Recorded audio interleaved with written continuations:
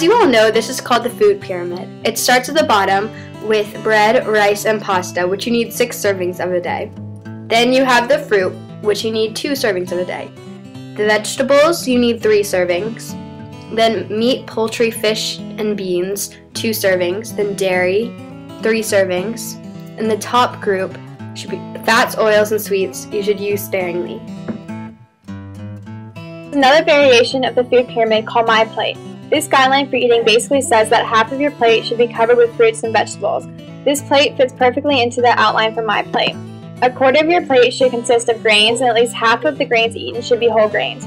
This means that the entire grain has been processed and deliver more nutrients. Usually these grains are darker in color and are used in wheat or whole grain bread.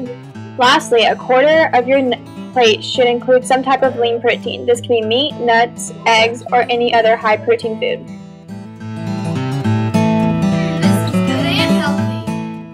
The key to eating healthy is to eat mostly non-processed food. This includes fruit, vegetables, eggs, yogurt, cheese, and meats. If a food can go bad, that is a good sign because it means the food doesn't have unhealthy preservatives. If you completely cut out processed food from your diet, your body will thank you and you will be healthier than ever before. This is hard, however, when you are eating a packed lunch at school or snacking when you get home.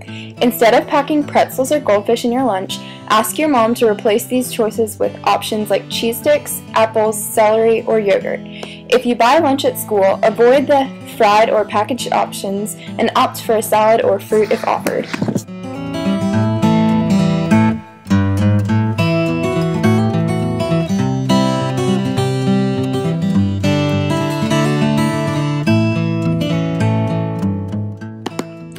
When looking at the nutrition facts, there are 3 main areas you should know about first. The serving size at the top indicates how much of the food you should eat for a balanced portion.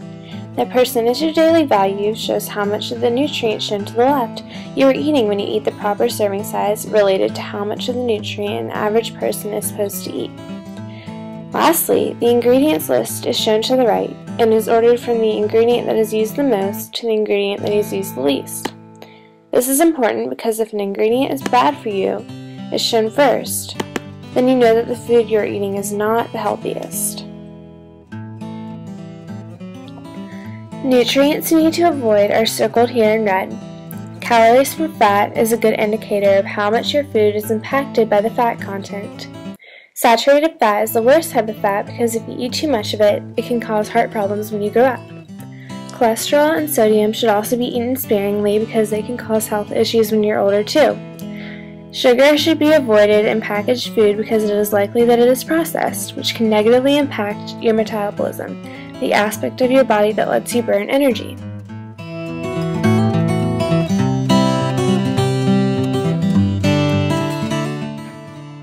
There are many ingredients in some of the healthy foods that you eat every day that are actually very bad for you. Some ingredients to avoid include high fructose corn syrup, a processed type of sweetener that can increase your risk for diabetes and heart disease. Hydrogenated oils are also an ingredient to be avoided because they can contain high levels of trans fat. Artificial colorings and flavors are found in many processed foods and can cause asthma, fatigue, and hyperactivity. Any preservatives like BHT and BHA can affect your levels of hormones and harm your stomach. The general rule of eating clean is to search for an ingredient list that is short and all of the ingredients can be pronounced. Here's one of the most important additions to your diet to maintain a healthy lifestyle. An active kid should have up to 8 cups of water a day to stay hydrated. An easy way to fulfill your 8 glasses a day is to drink a glass of water with each snack and meal and carry a water bottle while you are at school.